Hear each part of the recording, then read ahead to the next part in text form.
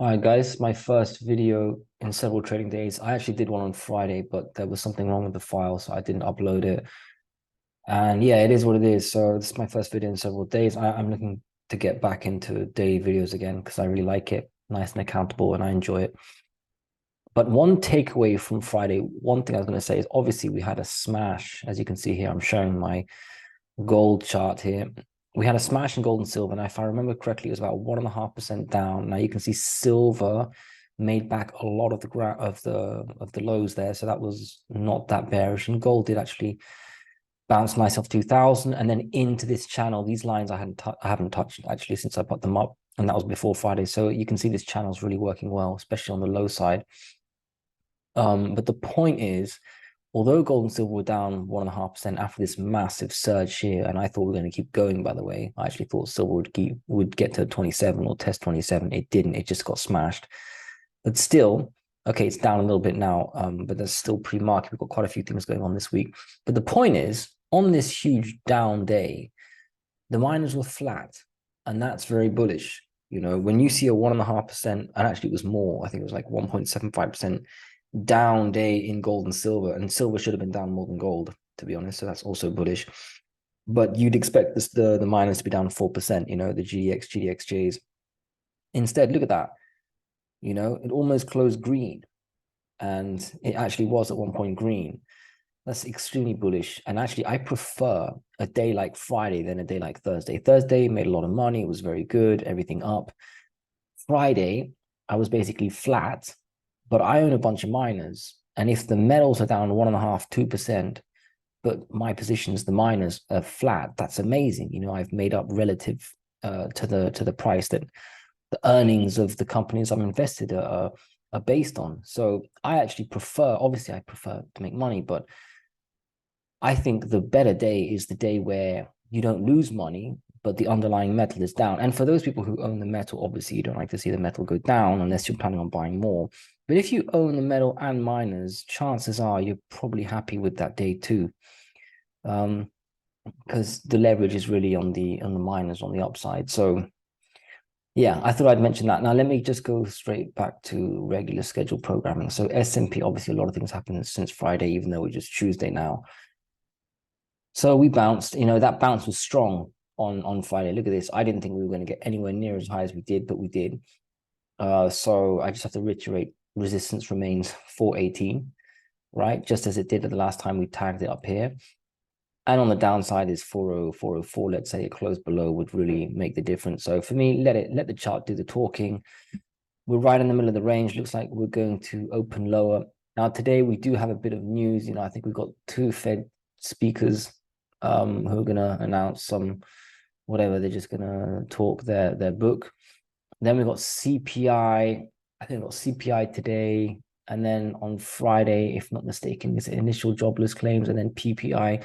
So there are a few events starting today, really. Or I'd say it's really Wednesday, Thursday, Friday. Those are the big days. But more towards the end of the week, we'll get some headlines. So let's see what that does. Now, S&P, like I said, you know, resistance and support. Nasdaq, look at this, closed above resistance. That is bullish. Now, despite the technical bullish close, I always reiterate that I would never be buying any tech stocks because fundamentally I'm bearish the market. So for me, I have to be aligned on the two to really form a buy or a sell or a short or whatever. For me, okay, you know, technically it's strong. I'm not going to deny that. Resistance 332, 333 actually. Support is going to be this ascending, which by the way, if we started to go down all of a sudden now, it would probably coincide with the horizontal. So definitely 310, 310.5 being support for the Nasdaq over the next couple of trading days. Dow Jones, a bit like the S&P, they've been the same for a while. I would say yeah, I mean, it's in the middle of the range, right? So top is what it tagged previously, let's say 34,300-ish. And the bottom, let's just say 33,000-ish, you know, close below 33,000 would probably be sufficient to start a sell off. So Russell 2000 still the weakest one. Let's adjust that. So a close above this descending would be not even that bullish, because I mean, all the other markets, you know, the S&P, the Nasdaq, the Dow, all the way up here. So even a close above, it'd be very short-term bullish to the next resistance, which would be 180, and I'd expect that to be pretty strong resistance too. But I think the real question is where support, and support, well, to be honest, support is the recent low, which is very close to the absolute second line of defense low down here. So let's say 168, 167. This zone should be support, and a close below 167. We're going to test the all-time low of the bear market. So Russell 2000 remains the weakest one. Let's look at the banking sector. XLF right in the middle of the range, just like the S&P, just like the Dow. KBE going back down again. You know, I wish I'd done my, because on Friday we had this big move up. Obviously, it was a massive reversal led by the banks, but you know, prior support equals resistance. Prior support should be there, although it's both lines actually. It doesn't make too much difference. You'd expect a lot of selling into these two lines, which we've got. Look at yesterday, opens at resistance or just below, it closes at near low of day. Today we've got continuation so far. It's pre-market, a lot of things can happen, but I'd expect just another run back down. You know, maybe not straight away, but I do expect another run back down, and this should put pressure on all of the markets. The KRE, exact same thing. Remember, if I zoom out, we have this support here. It's not out of nowhere. Sorry, I'm looking at the wrong one. We've got this support here, 34, which it bounced off. I expect us to visit that again. If we have any more banks going down, which I think we will, we'll have several. You know, I think it would just take one bank to start making us close below 34. Then we rush back down to 30, nice psychological number and a nice support zone, and then the absolute low 28. We'll see about that, but I'd expect us now to slowly make our way, maybe not today, but over this week, we would start testing 34 again. And if we have any rumors of another bank, you know, pick your bank. Is it that PACW, Pacific West, whatever it's called? There's probably several now that are ready to tumble. It would just take one to make it close below 34, I think. And if it's not one, then it's two, whatever. We'll have two. So those are the markets and the banks. Let's look at interest rates. Okay, the 1 year is always a bit special. It's looking to climb to 5%. You know, I know we've got a bit of resistance up here, but I mean, if the market goes down, then yes, bonds will get bid, and if bonds get bid, the yields go back down again. So maybe we do have a move back down again if the market starts to do another panic sell-off, probably led by the banking sector or the Russell. But the 1 year might not go that far down and actually, you know, soon rise back to 5%. I say that because usually when bonds are bid, the yields that go back down are really in the 2 year, the 5 year, the 10, the 30, but the 1 year is a bit special. You can see that already, and I've covered that before. But, you know, if the market goes up again, I don't think it will be a green day today, actually. But if markets are green, then you'd expect yields to go up. Maybe the 2 year wants to eventually test 4.3%. But again, if we start to see any more banking fallout, then we go back down again. So right now we're in the middle of this channel. Quite a few things are in the middle of the channel. But 2, 5, same thing. 10, same thing. Look at that, several days we've been up here. 30 year outperforming. That's definitely something I've witnessed. I mean, the 2, the 5, and the 10 are pretty much the same. Obviously, there's a small difference, but the 30, look at that, are looking to go higher. So if you see let's take the 10 year, go towards 3.65, I bet you the 30 years going towards 4. So now you got the 1 year and the 30 year acting a little out of routine when compared to the 2, 5, 10. That's just something I've realized. So, I mean, you can translate it and plot it on some yield curve graph if you want, but I can imagine what that might look like. So that's yields. Again, keep it simple. I think that if the market goes up, yields go up, not too much. And if the market goes down, it's probably because of banks and the Russell. And in that case, the bonds go up and the yields go down. So everything looks in place. Okay, let's look at the dollar. The dollar, which is hanging around this low area a bit too long, and the longer it hangs around there, the more likely it is to flush. It always reminds me of the natural gas chart. It's just a few years younger. Although today we're up a little bit, so that looks good. I think just let the channel, again, we're in the middle of a channel here, you know, I don't know if it's really 102.2 or if it's 102.4. I'm going to say 2.2. I'd say you want to close above whatever this is, 102.25. And then you can say, okay, we're going to move up a bit more. And we've got these other charts, you know, the euro dollar, for example, looks weak. Yeah, look at this. I'd expect this to go towards this middle of the channel zone.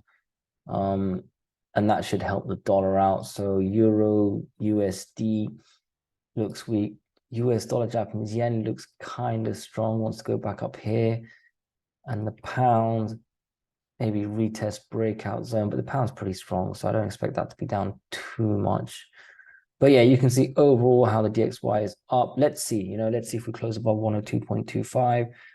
Of course, a close below 101, especially 100.8 for me is enough to go lower.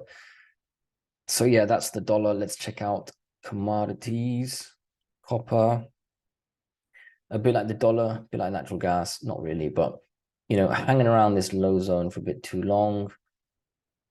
I don't think I need to change anything. Supply, middle of the channel resistance, upper resistance, looks completely correct. If we close above, let's say, I would say 4, but maybe just below 4 might be sufficient. You know, close above 3.9, whatever, 5 might be sufficient to have us venture around in this other zone. But for now, it's just weak-ish, not too weak, but you know, just dragging along the bottom. So if we do close below it, do we go much lower? Maybe it's ascending. Maybe we'll cut right through this one. Maybe this one counts, but we'll see. Natural gas, you know, this is the one I compare a lot to, whether it's the dollar. Well, I just gone through them, haven't I? Anyway, this one is pretty interesting. You know, we come all the way back down, we break out of this descending, we go up, but not too much. Then we go back down, it looks very bearish here. Now we're having another bounce. I mean, I feel like saying this is the last bounce you're allowed before you either break up or break down. You can't just keep going along this small pattern. Either you close above 2.5 or you close below 2.1. You can't really have another sort of, I mean, anything's possible and it could happen, but you can't just trade long here for too long. It has to break one way or the other. Obviously, I'm bullish, but I really don't mind if we break down because I've got a few more buys I want to put in, and I refuse to buy here. It's too close to my other buys. That's just risk aversion stuff. But, you know, so far today, it's okay. Maybe it can do it today. We'll see. But, you know, I expect some big percentage moves soon on this one to the upside more than the downside. I'm still more bullish than I am bearish, despite it being a bit weak here at the bottom. Just, you know, zoom out. That's why.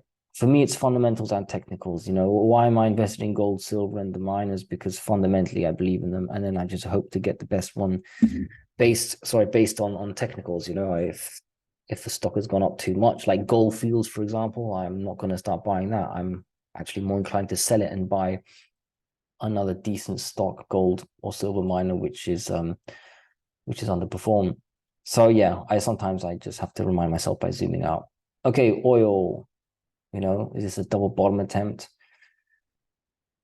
Oil bouncing very nicely off this ascending each time.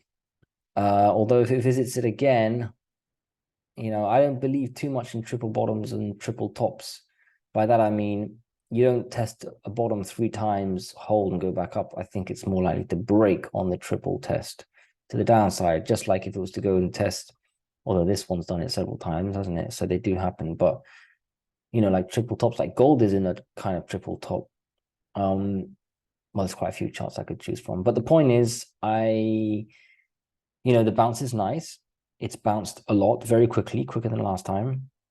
Remember, last time we had this OPEC alliance saying we're going to cut supply. So the fact that it's come back down again is actually surprising. I didn't expect it to go all the way back down again. I thought maybe the middle of the range, but we've gone all the way back down. Now, I'm not invested in oil. I own one oil stock, Prospera Energy. which is a bit disconnected from oil. So I don't have too much skin in this game. But I mean, look, long term, several months from now, I think a lot of people agree that oil will be in the hundreds or higher. Definitely longer than month, like in 1 or 2 years, definitely. Short term, can we go back down to mid 60s and maybe even break? I haven't even considered it. I mean, I listen to a lot of podcasts, by the way, in my free time, a lot. And it's never on technicals, it's always on fundamentals. The technicals I can read. The fundamentals, I like to hear people who have, data that I don't have access to, or who review the data in a lot more detailed manner than I do. And I've heard some people make decent arguments suggesting that oil could go even lower, but they also believe it's short term. And I need to start zooming out of my charts and updating them. These are from, is it years ago? You can see this descending and everything makes sense. But, the point is I haven't really sort of thought about how low oil could go if we start cracking low 60s. Do we start visiting horizontal lines like here, 63, this one here, or do we go straight to the next major level, which could be this descending retest, 50? I don't know. But you know what? It has to at least close below 64 for that to happen. And then we can see about a break of 60. We'll probably get to 60 quite quickly. I can't imagine it right now. I think we're in this, this ascending support and this resistance here. I think that's the only channel the only two trend lines I need to put in my chart. The rest is just noise. And I'll look at some downside targets if we start closing below 64.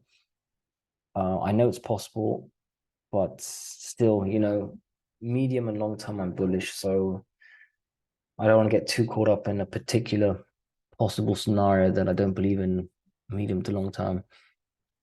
So let's see. Those two trend lines is what you've got to trade based on. Okay, let's look at uranium, which this one, every time I think it's going to go back down, it gets pushed back up. And, bulls deserve it because uranium deserves to be higher. But, we were in this tight little wedge here, which is in itself in a greater wedge. But, it looks like we broke out to the upside. So look at this, a close above this descending.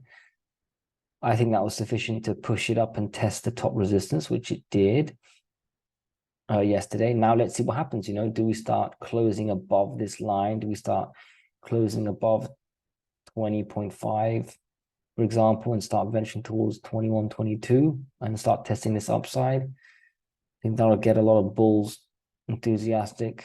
There are certain uranium stocks doing better than others. CCJ, Aramco, for example, Cameco is doing very well compared to some other medium or junior tiers. I've seen some of them, they're really destroyed. It just reminds me so much of the gold and silver space. So, happy for those people holding, but I wish to get in still. I know long-term uranium is going to be great. So even buying now would be a good idea. I need to really consider even chasing up here certain stocks that still haven't moved that much. It could be really worth it still. So it's just something for me to consider. Okay, gold and silver. So I touched on gold a little bit during the intro. Obviously, we had this massive move down, but we held, sort of closing just at around about prior resistance, acting as support, and it's still acting as support. Let's see what happens. If the dollar breaks out, do we have a bit of pressure? And if we do have a bit of pressure on gold, do we still hold around 2000? Because, we're holding around 2000 for several days here. We were never that long around the 2000, especially above 2000 when we were testing all the way up here. So this is actually constructive basing around 2000. The more days we stay above 2000, the better. Maybe it just needs dollar to smash below 100 to really, the dollar index to close below 100.8, especially 100, to really smash up. But for me, long term, absolutely no second thoughts about it. Gold and silver are going to go up, so it's just maybe doing the move earlier than I thought. Let's see. We need to close above this. Really, what we really need is a close above 2100. But I think for that, you really need the dollar to be below 100, the DXY. But look, so far, so good, holding above resistance, this 2015 sort of zone. So you can see how we closed above it, smashed higher, made new highs, retested, went below it, but closed around, or you could say above it. And now we're still trading above it. So 2015 is okay, holding for now. Below 2015, we got 2000. Then after that, we got 19, let's say 70 as the absolute low. Silver, yeah, that's good. I mean, I think these two resistance lines are all you need. You don't need one in the middle. I think gold can perform that for us. So just need silver to curl. And remember, silver was very bullish here, you know, closed at 26. So that smash again was bought up quite well. Like half the smash was eaten up.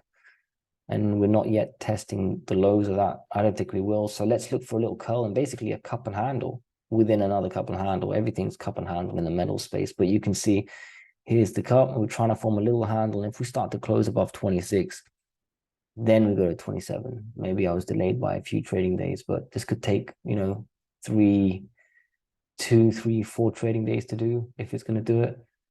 And it could be at 27 next week. That'd be nice. Okay, miners, same thing. Nice cup, trying to make a handle. Again, what I said at the beginning, it was amazing to see the miners just open pretty much low of day, close near high of day, and pretty much close flat. Yesterday was also flat. You can see here yesterday's remains. Just flat days when it's supposed to be down is good. You know, it's like the miners outperforming the metal. And to be honest, the miners need to be repriced much higher. So that would also make sense that, you know, every day it's contributing towards the repricing where where the miners and silver need to go up more compared to gold. So I'm looking for a close. Let's look at GDX here, a close above 36 to really signal, okay, more push towards 39, 40. We've got quite a bit of resistance here, but, you know, this upper zone, GDXJ is still underperforming, still needs to test, has yet to test the 43 zone, but hopefully when it tests it next, it closes above it so that we can straight away resume and move higher. So the cup and handle in silver, in GDX, in gold overall will definitely help GDXJ make its move. For me, GDXJ, it's all about GDXJ. The moves, the biggest percentage moves will be GDXJ. Okay, I'm going to move straight to, I'm not even covering the support zones. As you can see, I'm still kind of bullish, and I think I have at least one day, you know, let's say we have one smash day, then I'll be able to cover the support zone. Well, you can see where it is anyway. I really haven't changed any of my trend lines in all the sectors I've looked at because I think they're correct. Why rearrange the furniture when it's correct, if I can say that? Last thing I want to cover is Bitcoin because, you know, I don't want to cover Bitcoin too much usually because I know some people who follow me maybe not too much into Bitcoin. I understand. I'm into it a little bit. I do hope to buy it later when it gets flushed out one more time, if it happens. And what I'm about to say is that it actually could happen here. You can see this head and shoulders, right? You can see this is the left shoulder. This is the mangled, disfigured right shoulder. This is the little face. And, you know, the neckline, okay, some people would draw maybe an ascending neckline or whatever, but I'm just going to keep it simple and say, look, this support zone here, 26,500-ish.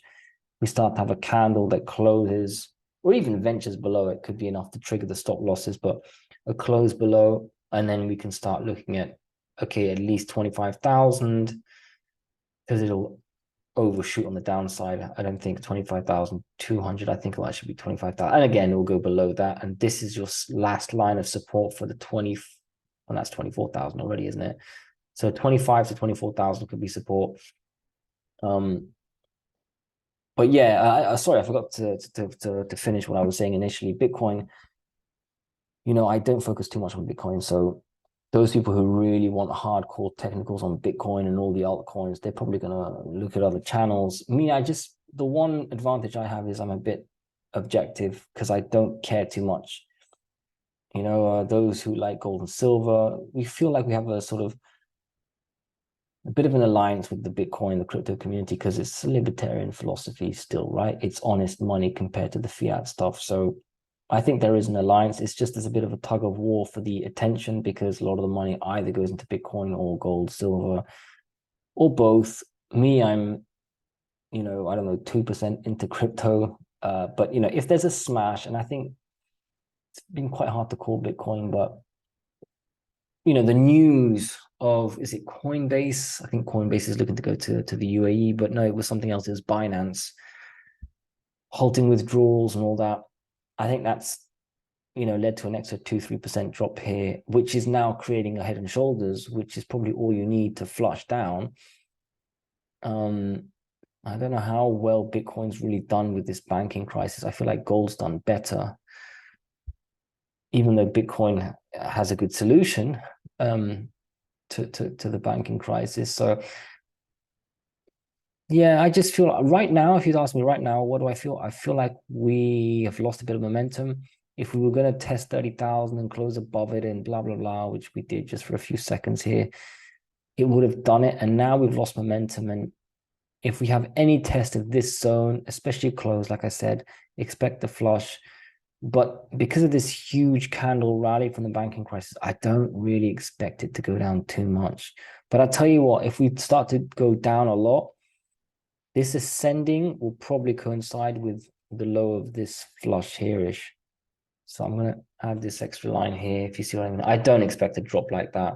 But I'll tell you what, if we do get a drop like that, and the bounce isn't strong, a loss of this ascending would do it. And by that, I mean, take us back down to 15,000. But for that to happen, I reckon you'd need a massive liquidity event. And you know what? I think it's coming anyway.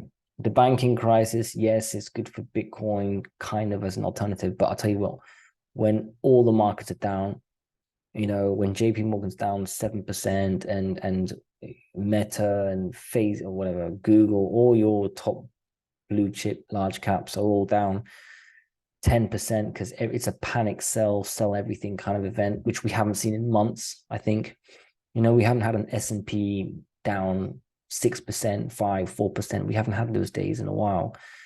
But I think of 1 or 2 days like that and you've got Bitcoin all the way down. And then again, you probably have the miners and gold down too. We've seen that. You sell even the best assets, the ones that make sense to buy, because people just scramble for dollars. And then the only thing to be in is a short, the dollar, and volatility, which, by the way, I deleted because it pissed me off so much. Anyway, look, the market's just opened. So everything I said could be null and void. I just hadn't done a video in a while, so I thought you'd appreciate it. And I need to get back into it. So I hope this was a little useful, and I'll do one tonight for sure.